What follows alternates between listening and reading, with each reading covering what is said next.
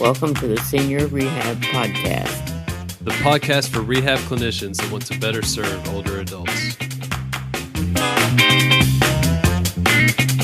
And now, your host, Dustin Jones.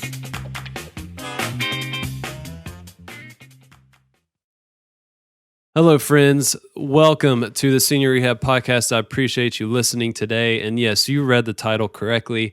We are bringing sexy back to geriatrics. And I hope to do this with the help of my guest today, Heather Cronin. She is a physical therapist from Fox Rehab, the company that Dr. Tim Fox started, which he is a previous guest on the Senior Rehab Podcast. Awesome episode. Go and check that out. But today our conversation revolves around her talk at CSM. So currently it is February of 2016, and CSM is going to be going down in just a couple weeks.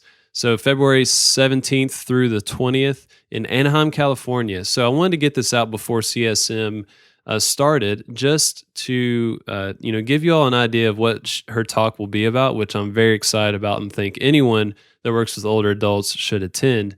But also just some quick tips and advice on preparing for CSM, because this is my first time going and maybe the first time for some of you listeners. So I hope you'll enjoy it. It was an awesome conversation. Her story is pretty cool, and just her perspective on what can we do to make people get excited about working with older adults. It doesn't have to be about bed sores and hospital beds and walkers and wheelchairs and TheraBand exercises in the seated position. It can be so much, much more than that. So without further ado, let's get to it. Heather Cronin, physical therapist from Fox Rehab. Heather Cronin, welcome to the Senior Rehab Podcast. I appreciate your time this lovely afternoon. Well, thank you for having me. Yeah, so you are the second Fox Rehab person that I have interviewed, and I'm kind of a Fox Rehab groupie. I like what you all have got going on, and I really, really like your proposed topic for CSM this year for 2016.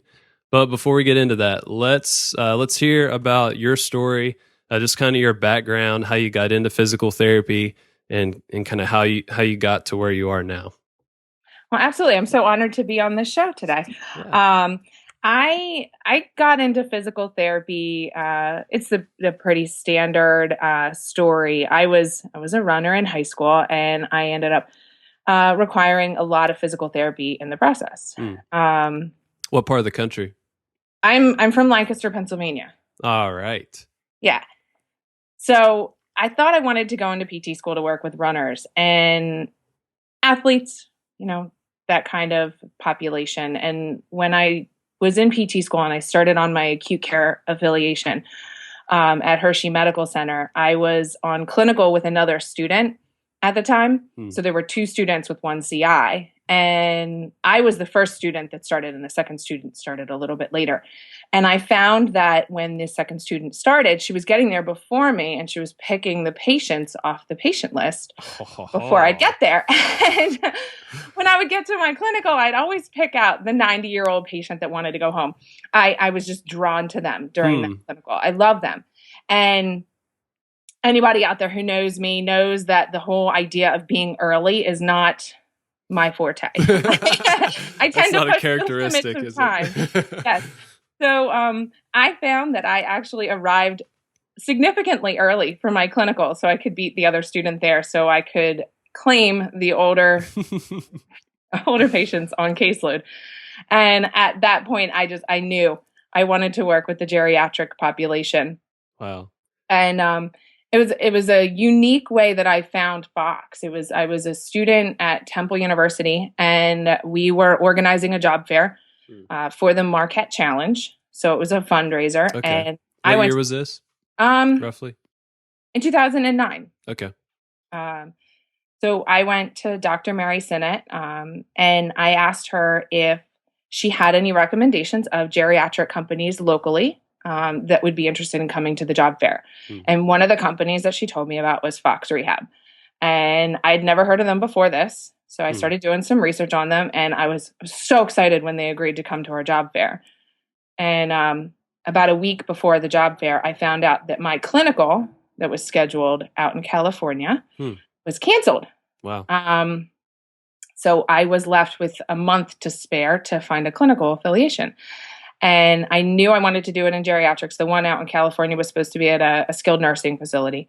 And so I approached Fox at the job fair, and they were so helpful in getting me a clinical in the house call setting. And I absolutely fell in love. Not only was I able to work with the geriatric clientele, but I was able to work with them in their environment. There was an autonomy there. The company believed in its therapists, and I loved it.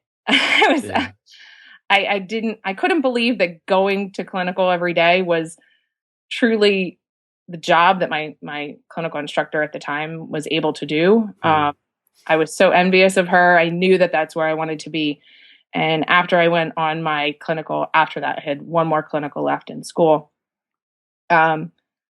At that point, I knew it was the place for me, and that's how I ended up at Fox. Wow, that's impressive that that you knew that quickly. I mean, relatively in PT school. I haven't heard of many people that are just like, yes, geriatric population. This is great. This is what I want to do for the rest of my life. And I knew it, and I've never looked back. And this brought on the presentation that we're giving at Combined Sections meeting. I actually submitted this proposal 2 years ago. Oh wow!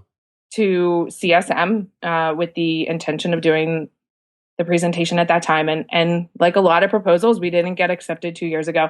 And just this past year, talking to Todd Bazooka, who's doing the presentation with me. And I said, you know what, let's go for it again. Because I really think that this is something that we've got something here. Yeah. The idea of creating an excitement in geriatrics, because something has to change, because the geriatric population is changing. Yes. And I don't think our perceptions of geriatric are changing with it. And that's going to be really unfortunate as our population ages, because the aging population is not the same aging population that I saw 5 years ago. It's changing drastically. Yes. So the talk that you speak of, changing new grad perspectives, creating excitement to work in geriatrics. So I'm going to title that as bringing sexy back to geriatrics. Absolutely. I'm a big Justin Timberlake fan. So for listeners, this is going to be at CSM, Anaheim, California, in February 19th is your talk, Friday, 11 a.m. to 1 p.m. in the Anaheim Convention Center. So this is 2016. So I'm going to be there. I'm really excited about it. But before we kind of jump into the topic, let's talk a little bit about CSM, because this is my first time. I know, a lot of newcomers will potentially listen to this episode. So what should I expect at this massive conference in Anaheim? Let's see. CSM is exciting. It can be overwhelming, depending on what you're trying to do. Yeah. It's amazing to see the level of excitement that the clinicians at CSM have for our profession. Yeah.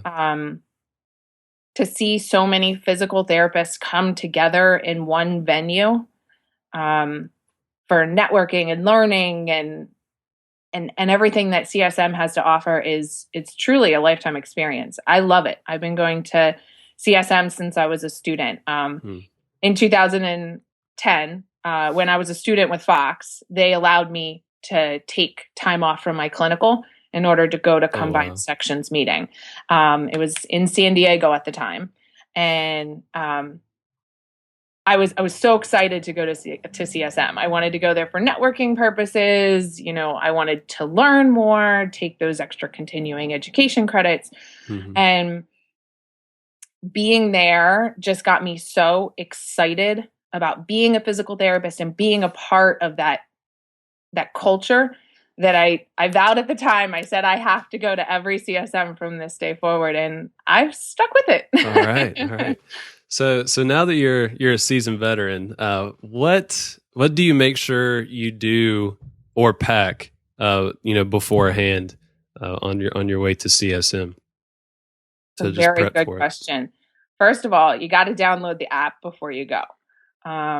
The app is really helpful in helping to guide you, and it sends you alerts as to what times things are occurring and sends you little reminders. Oh, wow. And preparing ahead of time. Take a look at everything you'd like to do. It is a short trip.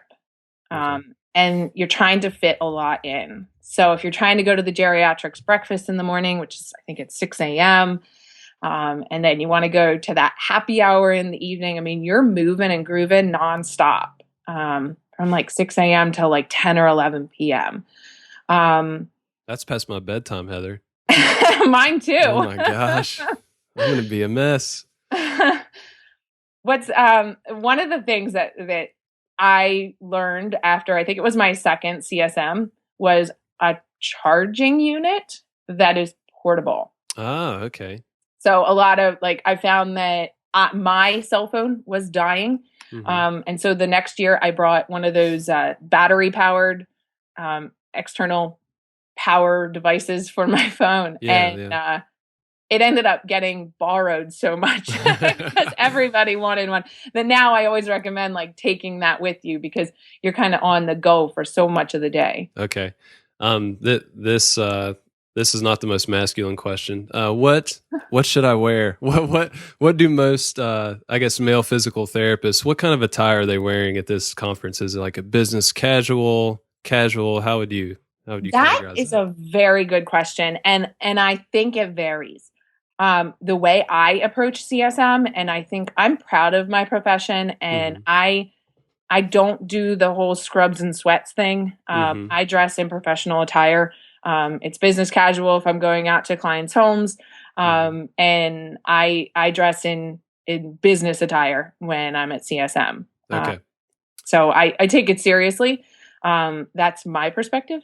I know that some people, will go the more casual route. But especially if you're a new clinician there trying to do networking, to me, it's always impressive when I see people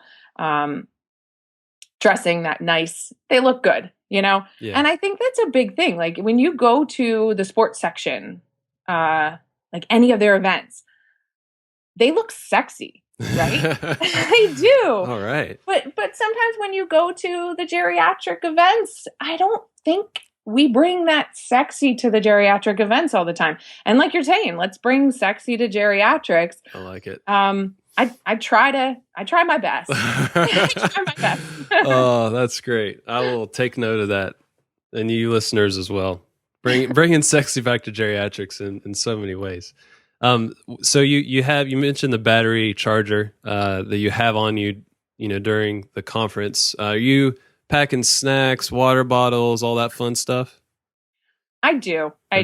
There's places to get food and coffee and whatnot, but typically during the downtime, the lines are going to be long. Yeah. So, I mean, Cliff bars are my favorite. I can throw them in my bar and they pack a punch. Business cards are also extremely important. Okay. I didn't mention that, but making sure you take your business cards and you have them handy. Because I think so much of CSM is also the networking opportunities that are available to you. Okay. What, in terms of, how you spend your time, and I've been looking through the program and I'm just trying to decipher, where's the most bang for my buck in terms of, how do I want to spend this limited amount of time, with all these different people and hear these different talks and whatnot. How do you prioritize things? Because there's a lot of awesome things that are going on, at the same time. So what's your mental dialogue with that? I typically will try to find and I'll try to categorize things. So I'll go through and the first and foremost, I'll go through and say these are the things that I want to attend. Now, okay, I've got a scheduling conflict between A, B, and C events. So I'll categorize them say A is my top priority. But if I go there and I find I'm not getting what I want out of the programming, then I know, hey, I've got B as a secondary option. And I can always map that out to know that I'm not going to be losing time. So that's where I said being prepared for CSM is important. Knowing ahead of time, if you have coworkers, classmates, colleagues that you'd like to hook up with while at CSM, reach out beforehand, because trying to schedule something once you're there, especially if it's somebody who's busy, you're going to have a really hard time getting a hold of them. Yeah.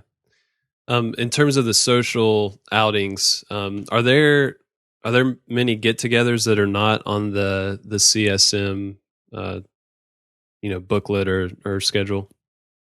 Oftentimes there are. There are companies that will hold happy hours that are outside of the scheduling. And you can usually find that information walking through the exhibit hall, or, if you're a new clinician and there's certain companies that you're trying to focus on, doing your research ahead of time, going onto their website, reaching out to them and saying, hey, I'm really interested in you guys. I'm going to be at CSM, wondering if there's anything going on that I should know about, is a really good idea. Yeah. Okay. I'm excited. So honestly, the first thing that I circled in terms of what I wanted to listen to, was your talk, Changing New Grad Perspectives. Because my gosh, I've had such a whirlwind in my perspective of working with older adults. Because I was kind of like you, a runner, wanted to do the sports ortho thing, work with runners and different types of athletes, and just found myself working at a skilled nursing facility, and I started to enjoy it. And it was almost like I didn't want to let myself enjoy it. Almost like I was regressing in a way. Like, athletes are this holy grail of physical therapy, which is not the truth at all. So I had a big perspective change. So let's get into your talk a little bit, but I wanted to see, just from your experience, what was your perception of geriatrics before you had that rotation? In terms, I know you were, about runners and athletes, but how did you perceive, the geriatric population? For me, and it's kind of hard to think back to then. You're not that old. I know, no. but I think I've always had a little bit of, I've always leaned towards geriatrics. I think I just realized it in PT school. I've been really fortunate. I have 3 sets of grandparents that are very active in my life. Wow. They're each so different from the other. And I love them to pieces. I mean, they're everything to me. Yeah. And so I knew I liked the population. I think going into physical therapy school, I did have misconceptions. I definitely, I think I thought of geriatrics as a lot of, the hospital beds, the nursing homes, wheelchairs. And unfortunately, I think a lot of our profession does think of geriatrics and associate that, because as physical therapists, we do work with, and especially working in the geriatric population, we do work with wheelchairs and hospital beds and that sort of thing. But I think we need to kind of shift our emphasis a little bit more towards that age well. The APTA for Physical Therapy Month in 2015 came out with this age well, and it's looking at the perspective of, how do we want to age versus how is society's perception of how we should age? Yes. And I think that shift is coming with our new generations coming into geriatrics. The baby boomers are not the type to just sit back in a recliner and knit. Yeah. Which is going to be a very different client to see from a physical therapy perspective. Yeah, I agree with you. With your schooling, what was your experience in terms of how was the geriatric population presented? Did you have just kind of sprinkled in throughout the curriculum, or was there a set few classes that focused specifically on older adults? For my education, it was across the continuum for the most part. At that time, there was no geriatric specific coursework at the time. I know a lot of the universities are shifting towards that, which gets me excited. I get so excited. I see a lot of the local universities, and I've been reaching out saying, hey, by the way, if you need a lab instructor, hey, I'm available. I'd love to come in and talk. I've done it at Drexel University when I lived down in the city. which was nice. Touching the students from that perspective is exciting. Yeah. So that's the trend kind of nationwide in terms of just really focusing in on the geriatric population. I hope so. Courses, yeah. I don't know if that's a nationwide trend yet. I'm starting to see that trend. I wish that we had more data on that information. Unfortunately, it's not very readily available to determine, you can't go to a register and say, like, does this university have a geriatrics elective course? Yeah. And how do they teach it? Do they teach it across the continuum, or, and we do, again, in our talk, we're going to talk about, like, what does CAPD require from our schools, and how are our schools teaching geriatrics? Like, are they teaching it across the continuum, just like we're talking about here? Yeah. Or are they teaching it in a specific coursework on geriatrics? And then even from that perspective, are we teaching it from an impairments-based perspective or optimal aging? And I think we need to shift towards optimal aging with the aging population that's like our baby boomers, because we're going to be seeing more of those active older adults. Yeah.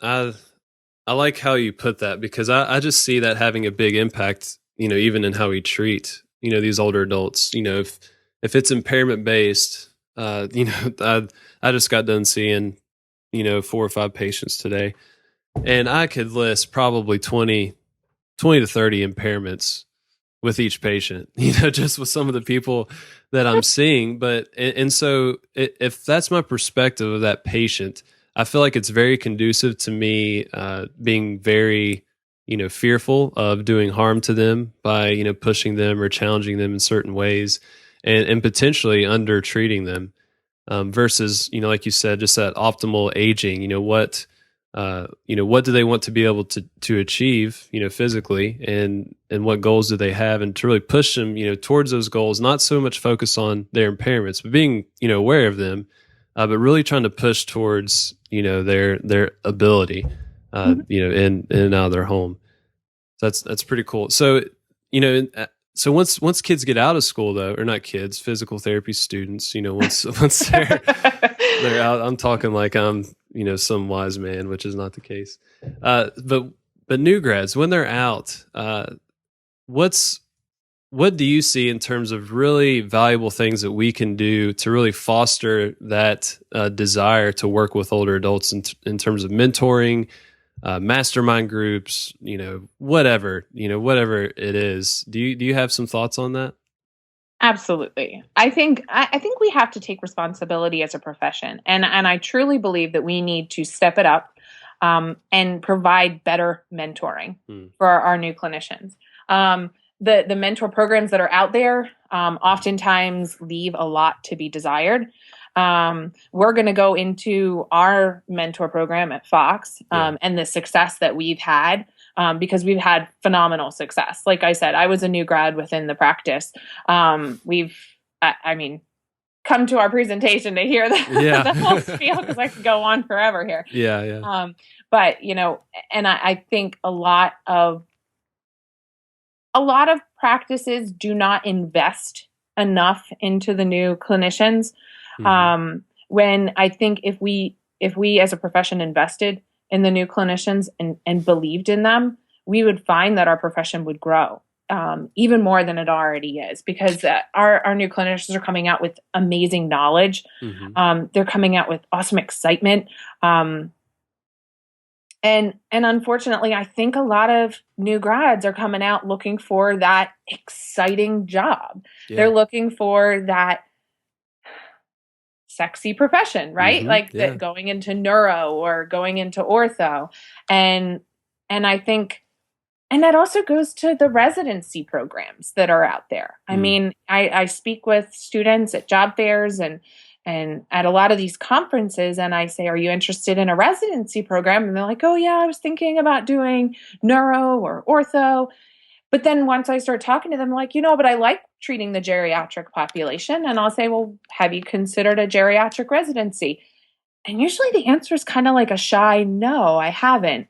Yeah. And And I think that's a huge thing. I mean, after I started as a new grad, I went into the geriatric residency program at Fox. It was one of the best things I could have done for myself. It was, a really intense year studying in geriatrics. And I felt that improved my clinical skills and my ability to treat clients. And it built my confidence up to a level that I wouldn't be the therapist that I am today if I had not gone through and taken that step in my professional career. Yeah.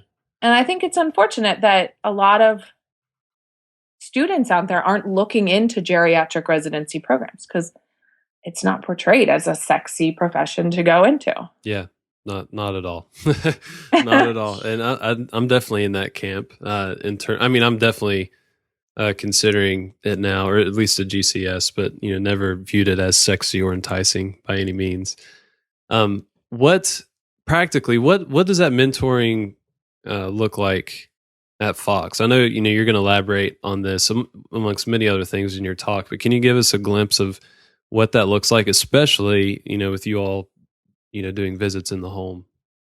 Absolutely. Our mentor program, it's a structured 6-month mentor program where you're paired up one-on-one with a clinical mentor.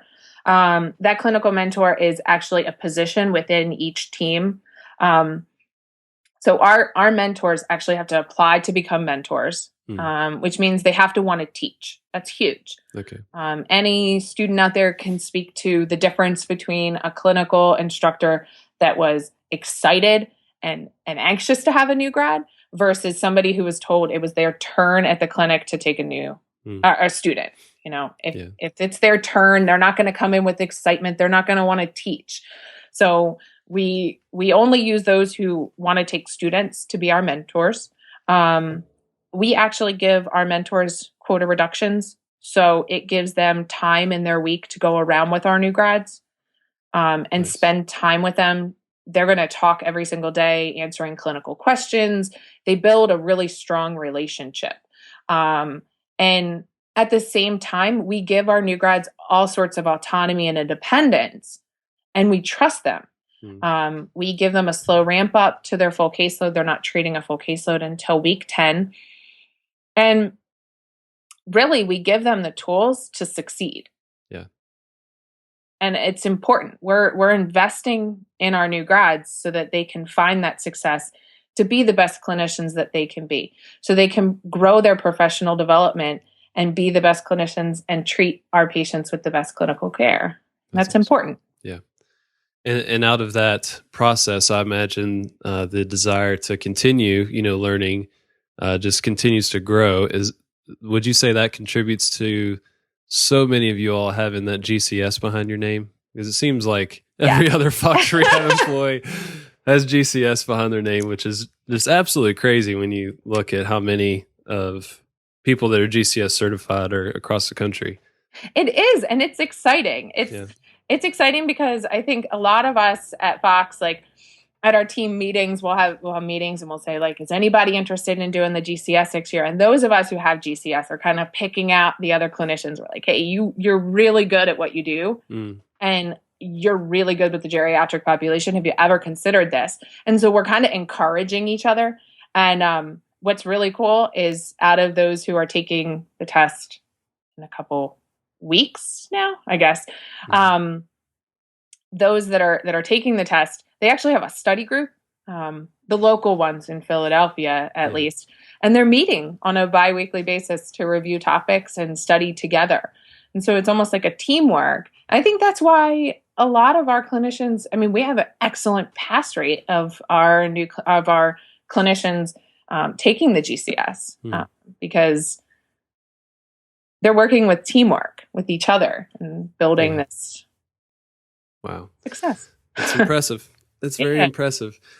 So I'd like to talk as well. I mean, we're talking a lot about PT education and whatnot. One thing that I've struggled with is just the cultural aspects of, how we view older adults. And I'm not well read or very knowledgeable of, all the literature on ageism and, all that's out there. But I've been thinking a lot about that as, just so many of my patients are homebound. Their families, may or may not be involved or present, and they are literally invisible to society and to culture.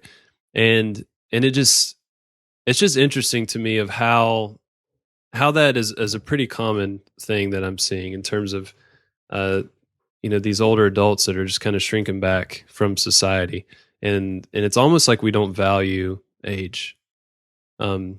We value the sexy athlete, the very high performing basketball player, football player, or whatnot. But when it comes to the World War II vet that was a part of D-Day, that just lived this amazing life, it's almost like, they're, I wouldn't say, not as valued as much as the athlete. I'm not going to say those words, but it's just interesting to see how we're treating these older adults culturally. Do you think about that? Like, what are your thoughts on that? I do. And it infuriates me. It makes me so sad. And unfortunately, I do have clients like that. I do. I go out and I see them, and, I'll like, for instance, in a senior living community, and you get these clients one-on-one, and in my setting, I'm lucky because I get to work with my clients for an hour, say 3 times a week, if it's, depending on their plan of care. And so I get to spend this really great one-on-one time with them. And I see so much of what they were. Yeah. Yeah. And you see that they don't value it anymore because nobody else values it. And it frustrates me because I want to just scream at the top of my lungs at everybody in the community. Do you know who you have here? Right. This person is amazing. Yeah. Like, listen to their story. Take 10 minutes out of your busy day to just listen. Exactly. Because they have so much to offer. And unfortunately, I think a lot of it is societal. Yeah. Our society in general just doesn't value our older adults. It's a shift in the wrong direction. I hope that the shift turns and goes back, and we find more respect for our older adults, because we wouldn't be here without them. And we have so much to learn from them. And I think so much, we can all learn so much from our older adults just by listening. Yeah. I like what you said, that they do have a lot to give. And I'm just speaking for myself, but I did not value that at all growing up, just very young and naive. I'm still very naive. But it was all about, what was sexy, what was flashy. For me, that was athletics, pro athletes, and all these things. And, I had several relatives, that just had these amazing stories that I didn't even consider, how unique they were and how, just precious those stories are, and that I could have, really learned a lot from them. Because they had, 70, 80, 90 years of experience on this planet, like that, that is very valuable. That shows, the strength and endurance and a lot of wisdom gained over the years that they can still share with stupid people like me. And I didn't value that, but it wasn't until, I was almost forced into a situation to where I was spending so much time with older adults to see that value. And that's something that I think about in terms of, making geriatrics sexy. How can we make, the 80 to 90-year-old and all that they can give in terms of their wisdom and their stories and just the person that they are, how can we make that as sexy as LeBron James, Steph Curry, Tom Brady, all these athletes that our culture really idolizes. And that's why I really like what, Fox Rehab's doing with, really highlighting people and sharing, their stories and their victories and all those little pictures that you all do on social media. Success stories. Absolutely. Because everybody's success is individualized. Right. And one person's success could be that they got themselves dressed independently in the morning, or another person's success is they walked across the street to go visit their wife at the ALF, and they did so independently. Yeah. And that's valuable. It is. It's exciting to see people proud. You see those photos and you see them holding that piece of paper, and the piece of paper, it says something, Right. And to us, you read it, it's words. To them, that means the world to them, that they were able to regain that independence. Yeah.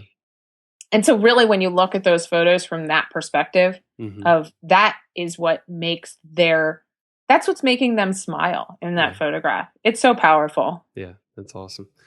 That's awesome. All right.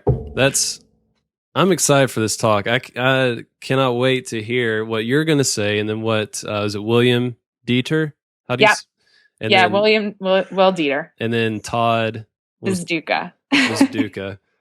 All right. I didn't butcher that too much. So No. I'm excited to hear this talk, some of the ideas that you all have in terms of education and mentoring and, just across the whole continuum of being a physical therapist, how we can change perspectives, how we can make this sexy and, hopefully, improve quality of care. So if people have questions for you in particular, is there a way that they could reach you on the internet and not invade your privacy? Oh, absolutely. They can email me. That's fine. Okay. What email would you like to share with the audience? Heather.cronin@foxrehab.org.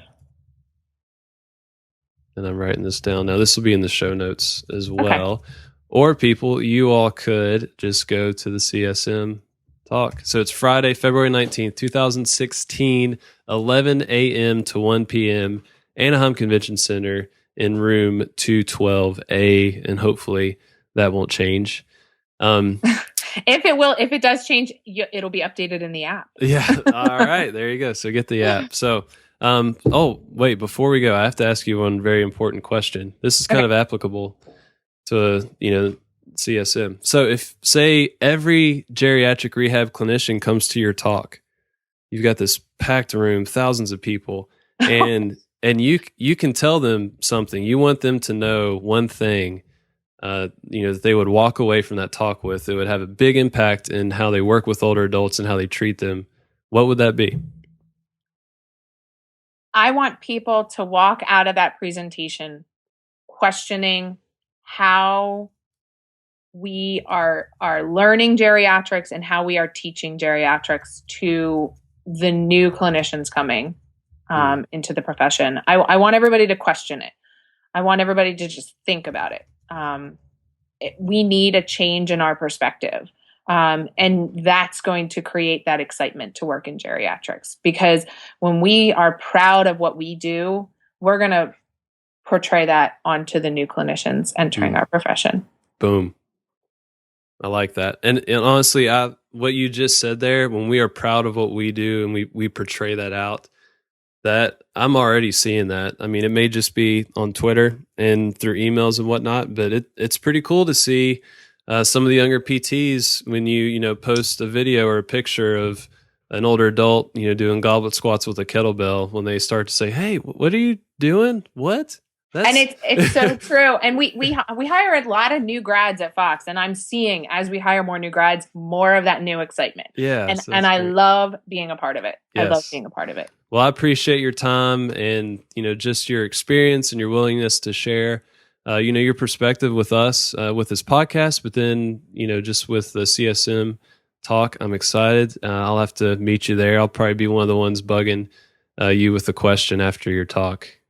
Absolutely. I welcome it. I'm so excited. I just hope to see lots of people there. I want to reiterate Heather's question that she mentioned at the end of our interview. How are we learning geriatrics in PT school, or how are we teaching geriatrics in PT school? How are we teaching geriatrics to new grads? But I think for most of us listening that aren't in the academic setting, how are we portraying our work with the geriatric population to other people, to other professionals? Whether that's in a personal manner of talking with other professionals, or whether it's on social media through Twitter, Facebook, Instagram, whatever you use. It's very powerful to be excited about what you do. I'm experiencing this firsthand right now. Just the fact that I actually enjoy, working with homebound older adults, and I like to strength train with them. It's been amazing to see some of the feedback I've been getting from people that are typically interested in that sports ortho outpatient realm, but are starting to think about, working with older adults in, some of the different settings. So just ask yourself that question, because I think if we show that we're excited about what we do, that's going to have a big impact for our profession and the people that are ultimately in our lives and watching us. If you are planning on going to CSM, please go to Heather Cronin's talk. The link for that will be in the show notes. I will be there, as well as several other awesome geriatric-focused physical therapists. If you are on Twitter, please connect with me at Dustin Jones PT and hit me up. I'd like to meet you if you are going to be out there in Anaheim. It's really cool to meet and interact with people that actually listen to this stuff other than my mother and my father. So please do that. Also, if you haven't yet, check out seniorrehabproject.com. That's the home base for this podcast. There's several posts there. You can listen to the other podcasts. There's some products I've been selling, some cool t-shirts that people have been enjoying. And also you can sign up for a nice little newsletter that I send out once a month, just with some helpful articles, that help me working with my patients. And I think that's a good place to stop. Thank you all for your time, for listening to these conversations and just interacting with me on the internet, through email, Twitter, whatnot. It's really great just to hear that you all are benefiting from this. So until next time, do not forget to stay funky.